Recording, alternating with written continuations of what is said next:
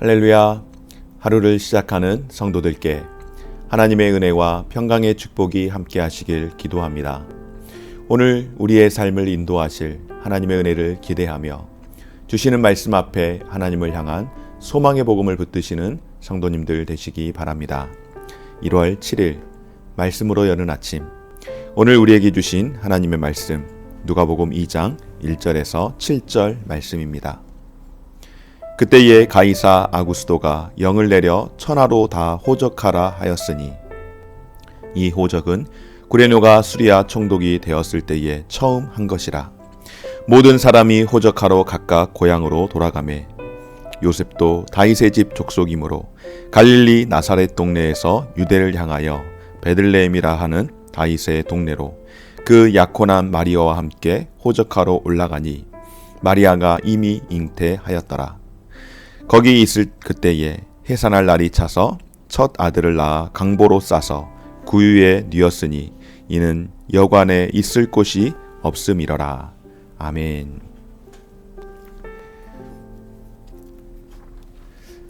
누가복음은 그 기록 저자인 누가가 기록한 것으로 우리는 잘 알고 있습니다.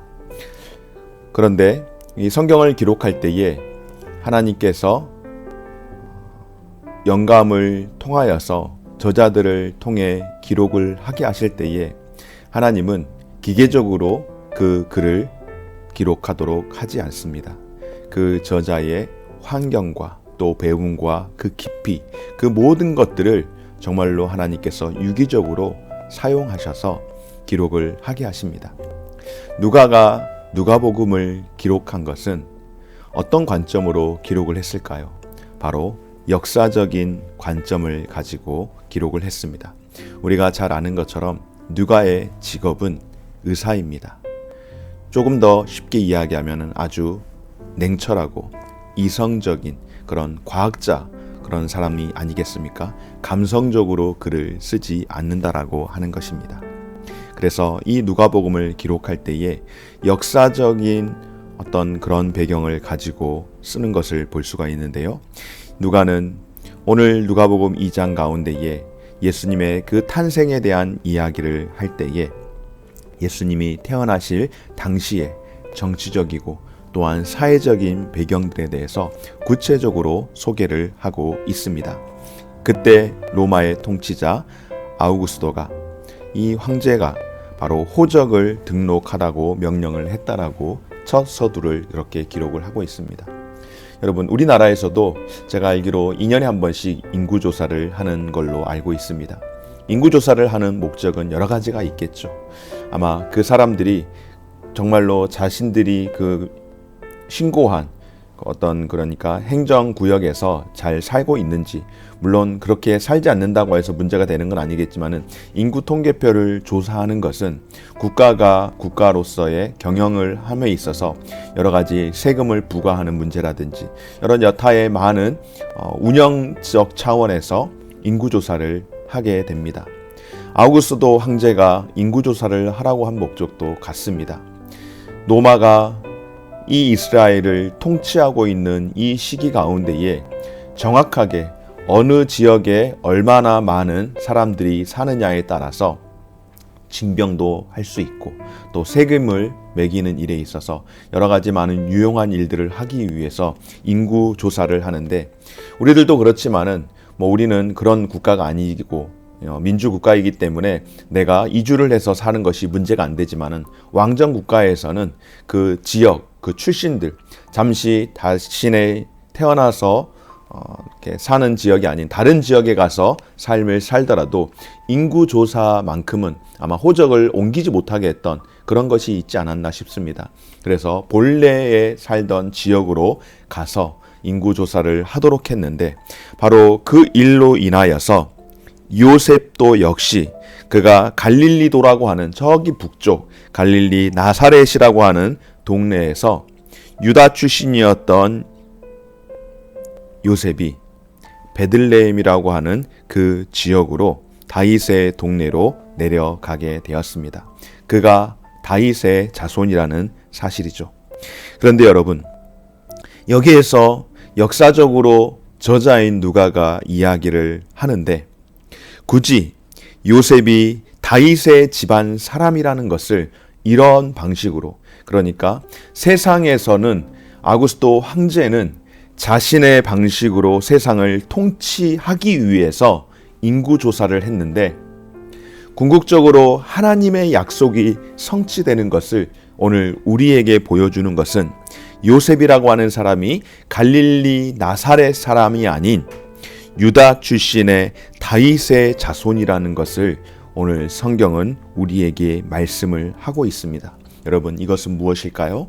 바로 구약의 많은 선지자들을 통하여서 예수님이 탄생하시겠다라고 하는 그 약속을 성취하는 것으로서 바로 예수님의 아버지인 요셉이 다윗의 자손이라는 것을 이야기함으로써 예수님께서 구약의 특별히 미가 선지자가 예언했을 때에 다윗의 동네에서 출생하게 되는 그 상황을 정확하게 짚어주고 있다라고 하는 사실입니다.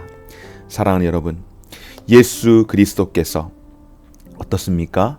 로마의 지배 아래에 있는 이스라엘 가운데에 오셨지만 그분의 오심은 어떤 분의 오심인가?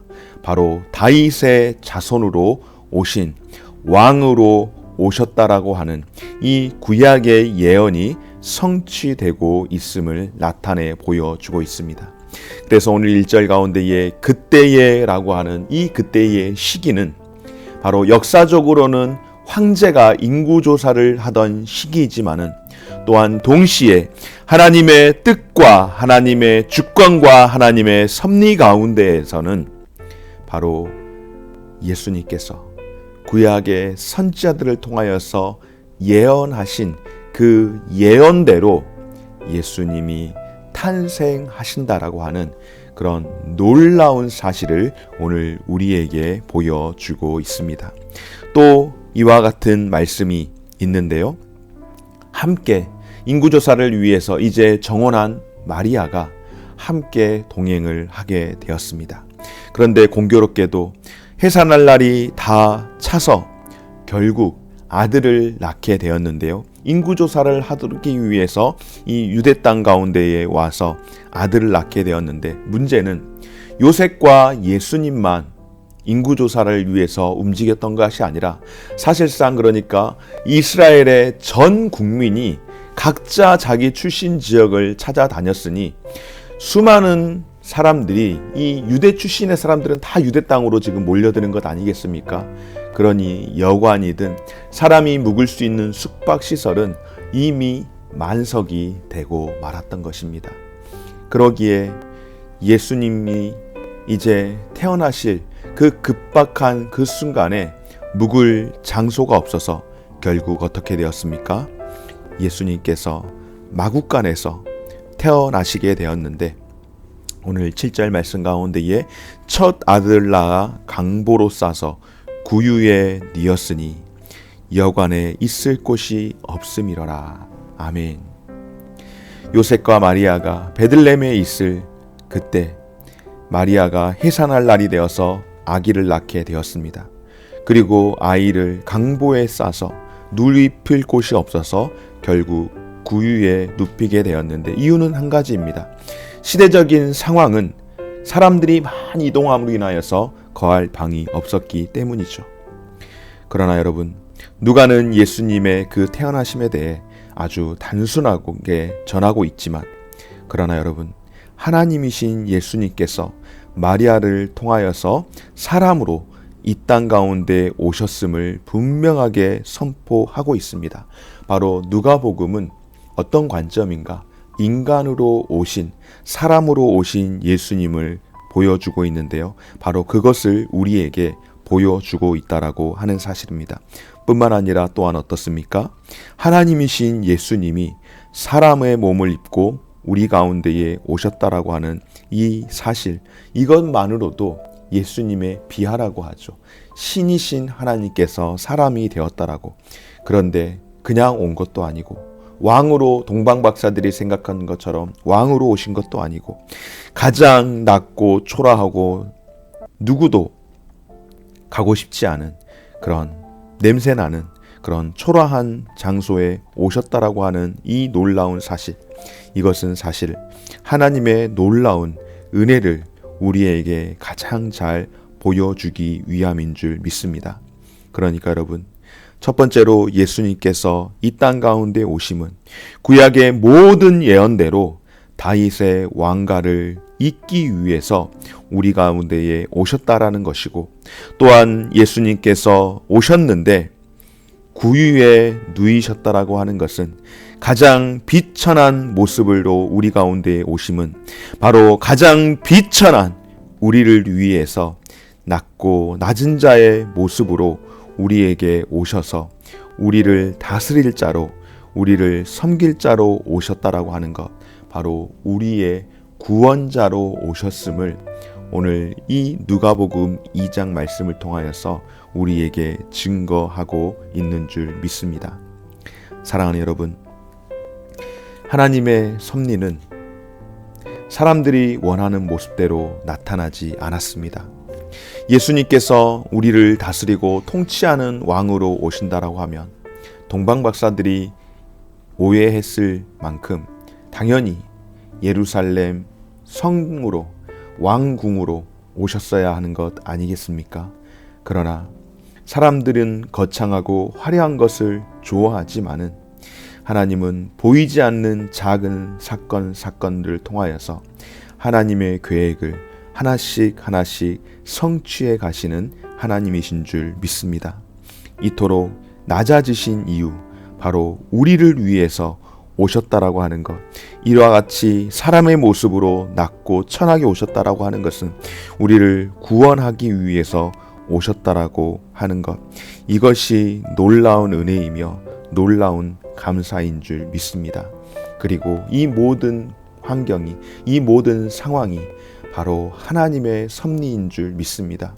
세상의 역사로는 왕이 자신의 통치를 좀 더 견고하게 하는 것이어 보였지만은, 그러나 하나님께서는 그 왕의, 세상의 그 역사들을, 그 물줄기를 직접 사용하셔서, 개입하셔서 하나님의 구원 역사를 이루어 가신다라고 하는 것, 여러분, 바로 이것이 하나님께서 우리 가운데에 허락하여 주시는 역사 가운데에서 하나님의 섭리를 이루어 가시는 하나님의 특별한 은혜인 줄 믿습니다. 우리가 많은 찬양들 가운데에 지난 하반기에 11월, 12월 동안에 많이 불렀던 찬양, 제가 그렇게 소개했던 것 같아요. 한국교회에서 아마 2021년도에 가장 많이 불렀던 찬양인 것 같다고.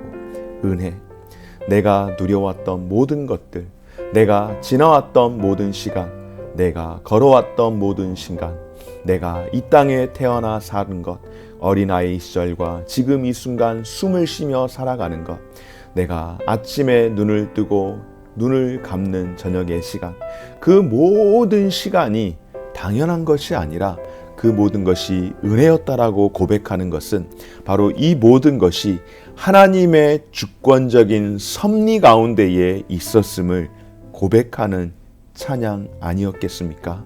사랑하는 여러분, 바로 예수님께서 이 땅 가운데 오심은 약속의 구원의 성취이면서 하나님께서 저와 여러분들을 구원하시기 위해서 허락하여 주신 하나님의 섭리인 줄 믿습니다. 이 은혜, 오늘도 우리가 감사하며 이 놀라운 은혜 기뻐하며 살아갈 수 있기를 주의 이름으로 축원합니다.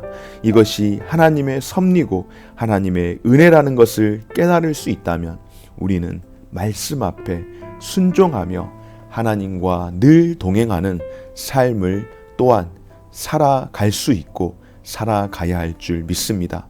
오늘도 하나님의 섭리 가운데에 내가 살아가고 있음을 기억하며 그 은혜로 주님과 함께 동행하는 귀하고 복된 오늘 하루의 시간 되어지시기를 주의 이름으로 축원합니다.